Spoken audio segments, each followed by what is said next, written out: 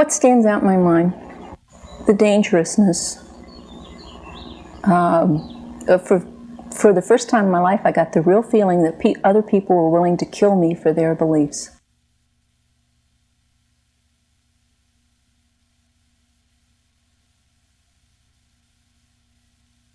I don't like to think about this much. I guess I haven't because I get so emotional about it.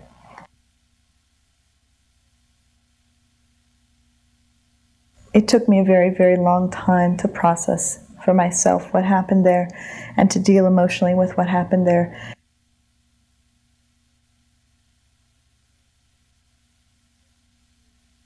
I had never experienced that kind of hate before for just who I am.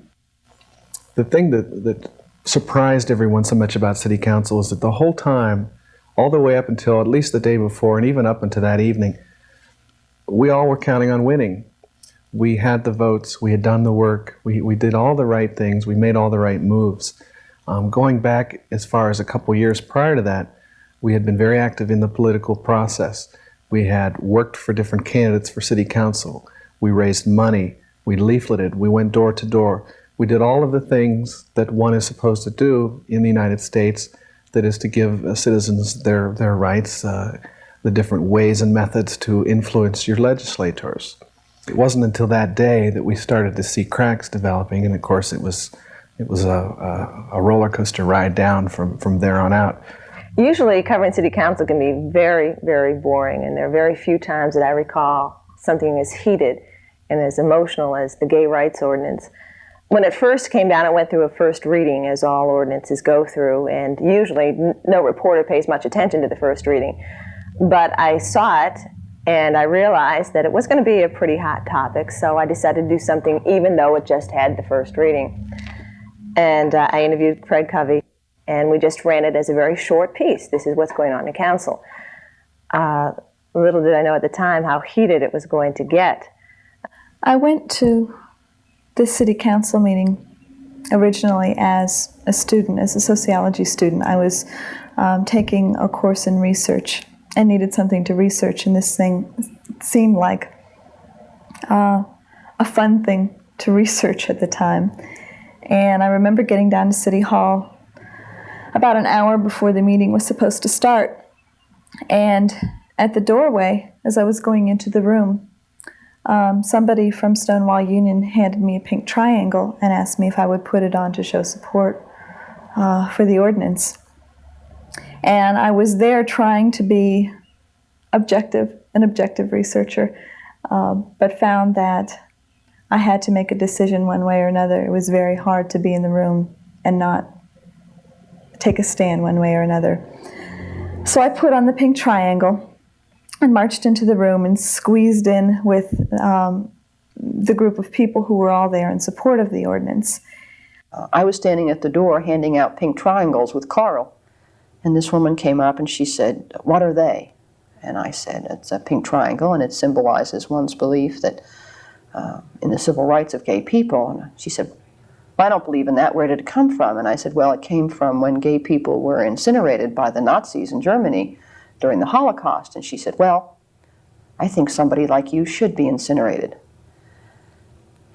You know, that's it's a little hard to deal with. I went there that day with the hope that we'd have maybe 50 to 100 of our folks show up in support of the legislation. I was amazed because the crowd turned out to be about 50-50. It was really neat. I saw folks there that you never dreamed would have ever shown up at that event. It was so public. I had nothing to do with the events that led up to the legislative vote at City Council. Up until that time, I had always been apathetic almost about the cause of gay rights. My partner had, for 4 years, tried to involve me in various activities of Stonewall Union and different functions of politics in general, and I'd always shrugged it off as not having the time or always had some excuse for not getting involved.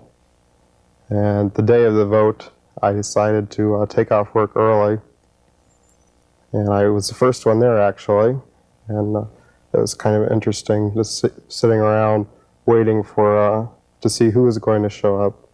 I'm an exchange visitor to the States from London, England, and I went to City Council on that day because I was invited by some people I was staying with, and it seemed a good opportunity to see city politics in action in America. And somehow you sort of believed that in America, where we were talking to a city council, people elected by me and by you, I'm a taxpayer, that we would get a reasoned hearing. We asked people who were in the civil rights movement and who were knowledgeable in this area to speak. President Hammond, City Council. My name is Gary Whitty. I live on Bryden Road here in Columbus, Ohio. I'm an ordained pastor of the United Methodist Church. I come before you today to share my concern and add my support to this important legislation which you are deliberating. Although I come in my clerical uniform, I maintain that the proposed amendment is first and foremost a civil issue of human rights. The ACLU of Central Ohio is strongly in favor of adoption of the ordinance that you have before you. Equal treatment and equal protection under the laws for all citizens is a worthy goal, and it is what this ordinance reaches toward. The Episcopal Church, indeed most of the major mainline denominations in the United States, Roman Catholic, Presbyterian, Methodist, and on, all agree that sexual orientation is not a proper criterion for employment, and indeed that to employ such a criterion is wrong and is a denial of the very basic God-given human rights that hopefully each of us might enjoy.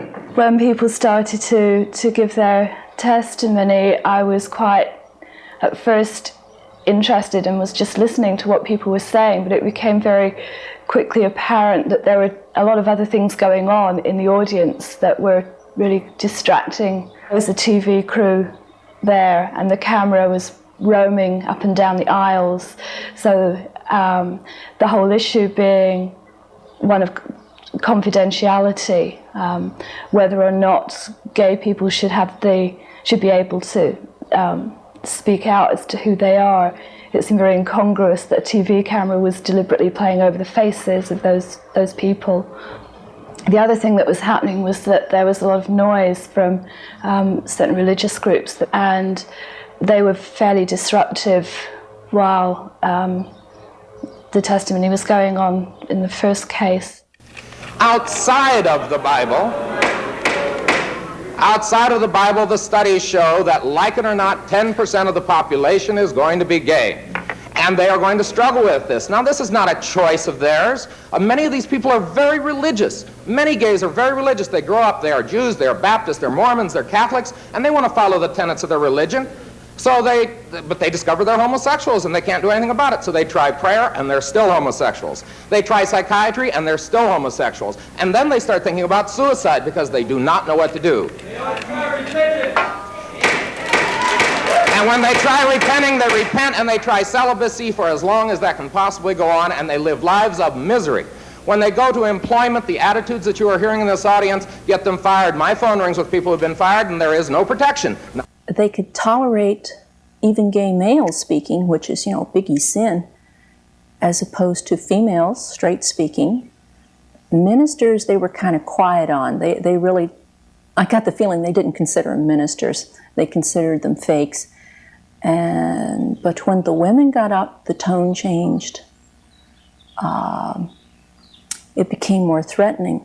And then when a gay female got up, I know that Rhonda is a person who takes charge and can give an order and present facts and so on.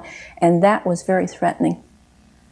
And that's when I became concerned for her safety. I actually am here in two persons tonight. My name is Rhonda Rivera. I live at 385 East Schreier. My profession is attorney and legal scholar. I cannot remember, although I'm a relatively well-known public speaker, when I have felt so deeply and cared so much, so you will excuse me. Over 54 cities in this nation already have this legislation. It's not that wild. One state has voted to protect gay people all over with regard to their employment rights. We have 4 executive orders in states around this country. Another thing that I was really struck by was the testimony that was given by Robert Rivera, who is an 18-year-old young man, the son of Rhonda Rivera. And he didn't have a lot to say. It wasn't the content of what he said, it was the emotion. I would like to introduce to you my son, who is 17 years old and is about to graduate from a Columbus public school. He's going to finish my time. My name is Robert Rivera. I go to Columbus Alternative High School. And I guess one of the things that I'm really pleased with about Columbus is that I can go to a school where I feel happy. Columbus Alternative is a place where people can go when they don't feel quite right with the Columbus public school system as it stands now. People feel ostracized in schools, and ostracism is a tough thing to deal with. It makes people hurt. I've watched my mom for 17 years. This hurts. What I'd like to say to you tonight is that we're all opening our hearts to you, and we're putting them on a silver platter so that you have two choices. You can cut it, or you can love it. That's all I can say.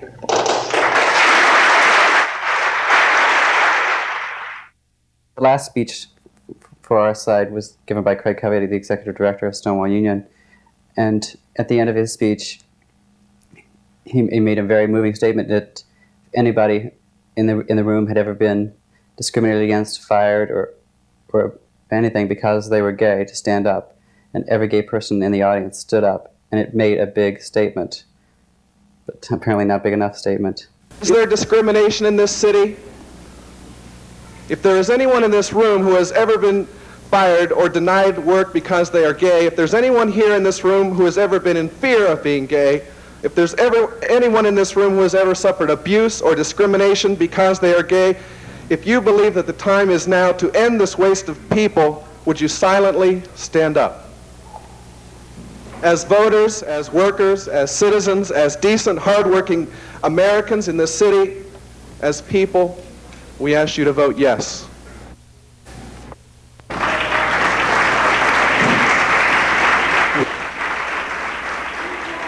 When the opponents of the ordinance get up to speak with all their fire and brimstone, and some of them got very graphic and had to be silenced by Jerry Hammond, president of council. I think he was president at the time. My skin started to crawl because I felt the people you're talking about are in this room right now and they're listening to you.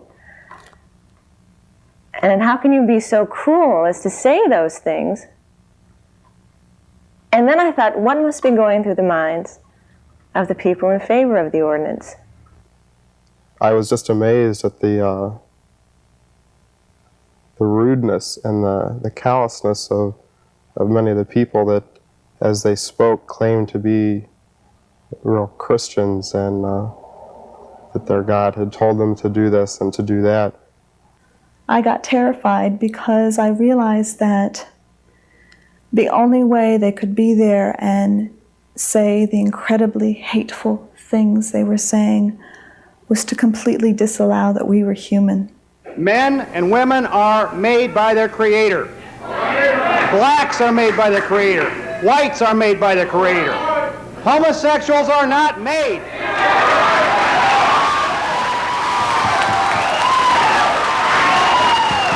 Homosexuality is just what God said it is. It's an unclean, unsanitary practice. When men,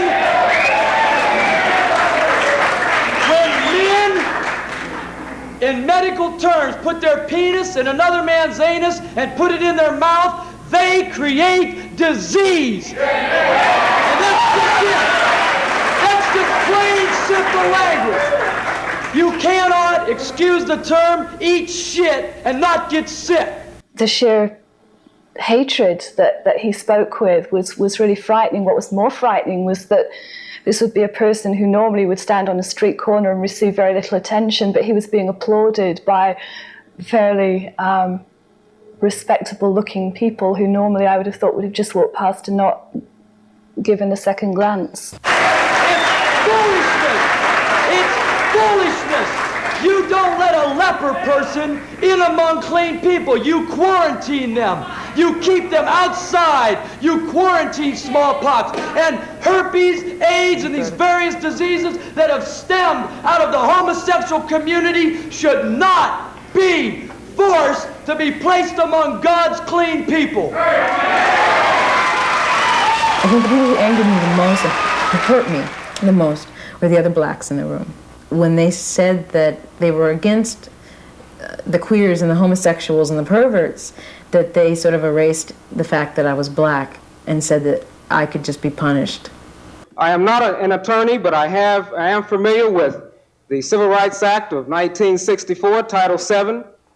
I am aware of the fact that discrimination is against the law in terms of race, religion, national origin, sex, etc. Sexual orientation is not included.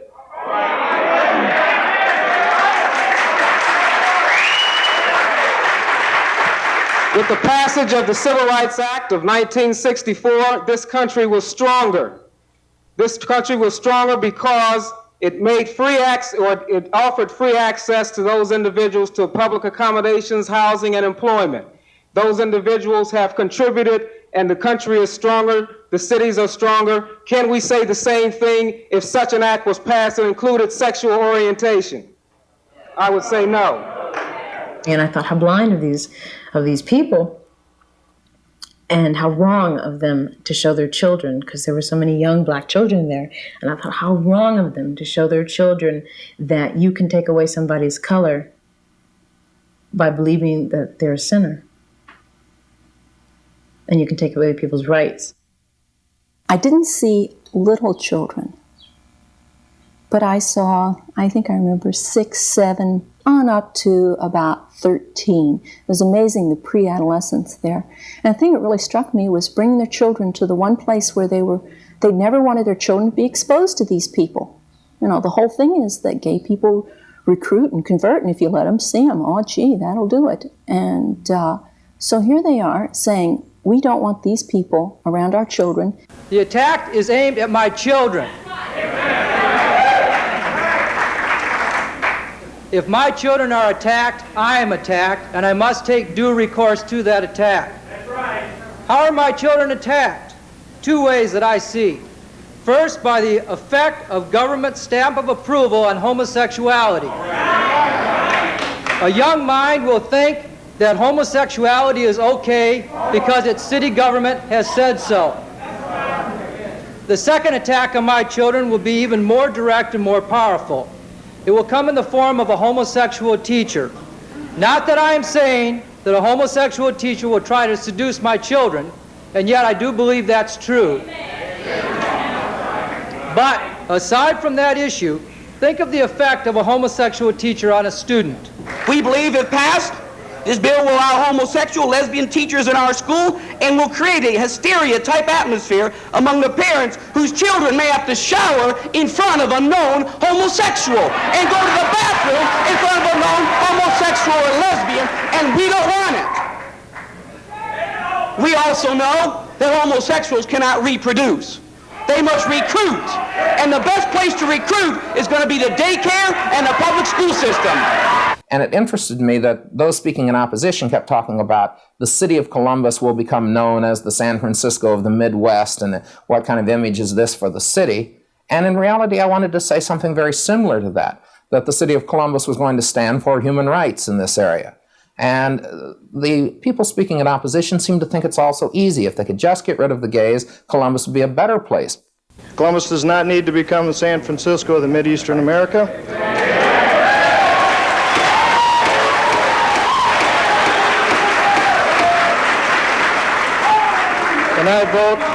And I vote to encourage the limiting of San Francisco syndrome to the West Coast by rejecting this city ordinance. Gay rights legislation would have a detrimental effect on Columbus. I do not believe the proponents of this legislation have seriously considered what those effects may be. Historically, the increase of homosexuality has been found among the evidences of moral decay and social disintegration. We in Columbus would do well to promote those values and ideals which would strengthen our city rather than weaken it. After all of the testimony had been given, Roy Portman, who is a Jewish man, made the comment that he made about it was a totally ignorant comment, which reflected his lack of knowledge about gay men and lesbians being involved in the Holocaust, being victims of the Holocaust. Mr. President? Yes, Mr. Portman. I feel there's a statement that I have to make. I resent the equation of Nazism with this issue. Just to make a historical point, Adolf Hitler's closest buddies were homosexuals. I'm appalled by the statement that Mr. Portman has made to the City Council. As a member of City Council, he is a leader of the city. He has assumed the role of a civic leader within our community. And yet, I'm offended. I'm offended as a human being. I'm offended as a professor of history. I'm offended as a gay man. The Nazis put to death 9 million people.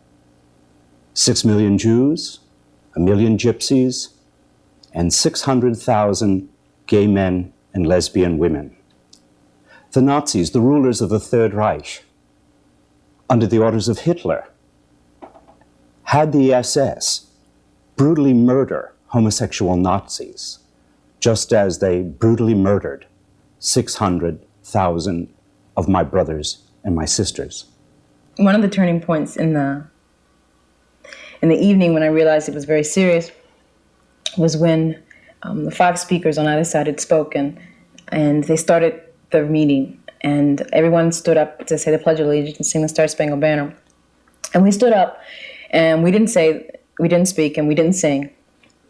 And we just stood there in silence. And when it was over, the 2 ministers against the wall, and one was black and one was white, and I can't remember who spoke to who first, said, "What? They're not even patriotic? What? If you're queer, you're not American? What's the scoop? They don't even love their country." And the black man had said one of those comments, and when they finished that interchange, I turned to him and I said, "I haven't sung the Star-Spangled Banner since I learned the National Black Anthem. And I won't sing the Star-Spangled Banner until there are rights for all. Don't you remember civil rights? Don't you care?" And for a moment, and maybe it was my hope, but the black minister, I felt like there was just a glimmer of doubt in his eyes about what was going on there. And then he clouded over and he got very serious again about the business of taking away our rights. And most of all, when we were saying the Pledge of Allegiance, and as we were saying one nation under God, the anti-legislation people yelled out, "Under God," and we all yelled back, "Indivisible, and liberty and justice for all." And to the republic for which it stands, one nation, under God, indivisible, with liberty and justice for all. And it amazed me that they took that under God for their own again. It was one of those, that God's on their side and they speak daily with him and he tells them to hate people that are different. There was a minister who said the prayer, the opening prayer for the city council meeting. And in his prayer, he was very clear about what his opinion was, about what he had just witnessed. It was very clear whose side he was on, and he made some remark about, "Forgive these sinners who are in our midst and help us make the right decision here." "If my people, which are called by my name, shall humble themselves and pray and seek my face and turn from their wicked ways, then will I hear from heaven and will forgive their sin and heal their land. We unashamedly this evening turn to thee, the ruler over all things visible and invisible, for needed wisdom and courage, being assured that as we place thee and thy commandments first in our thinking, we shall be richly blessed as a community. Hear us, blessed Lord, as we pray in our Redeemer's name. Amen.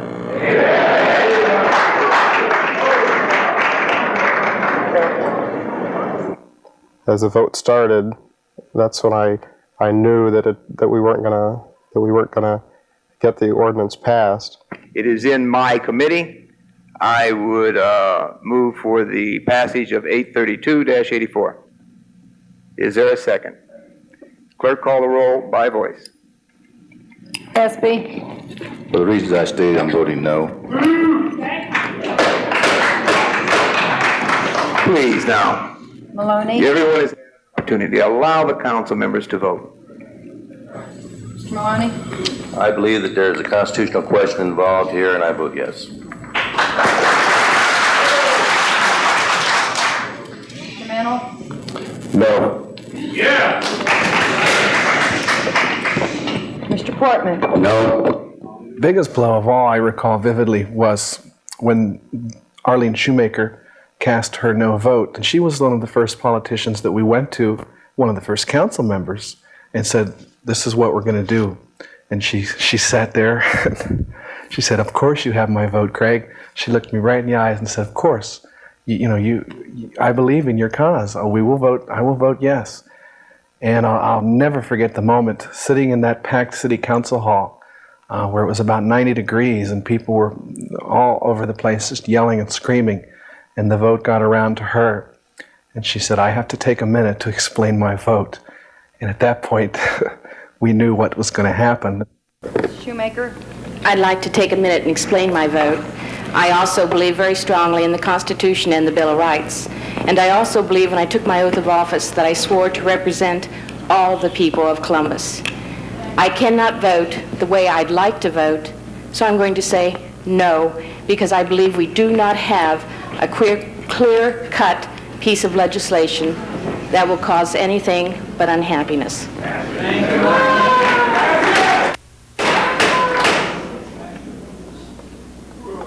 Teeter. No. Mr. Hammond. Well, it's obviously obvious that as the person who brought the legislation in, I strongly believe that there is no support for discrimination. I will vote yes. The legislation fails, however.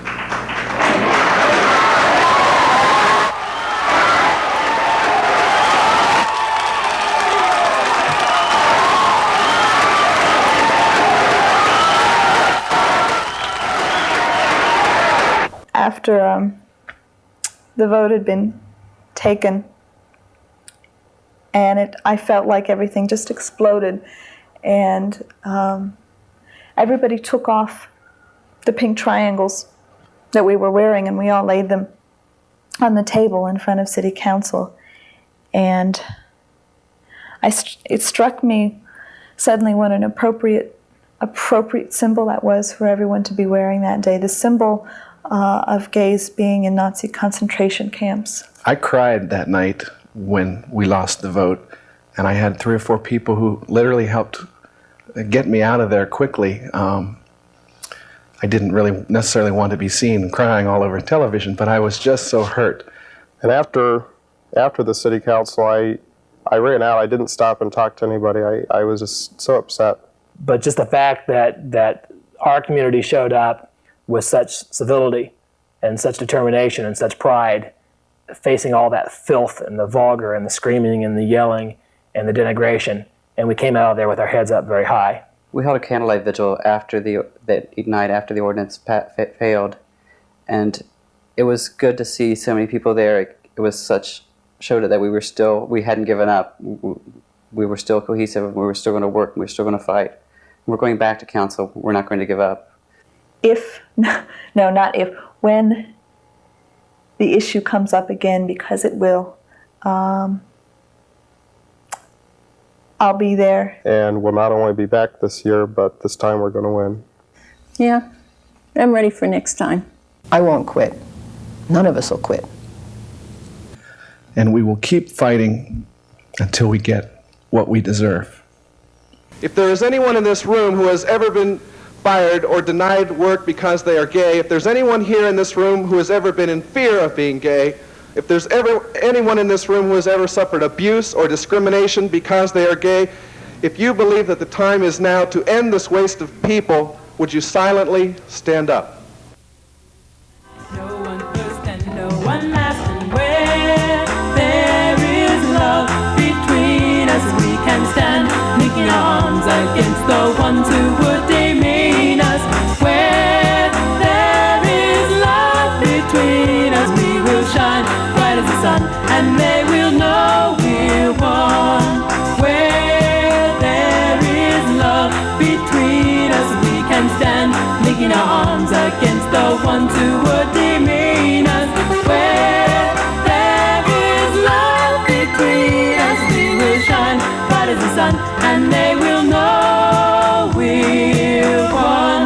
Where there is love between us, we will shine bright as the sun, and they will know.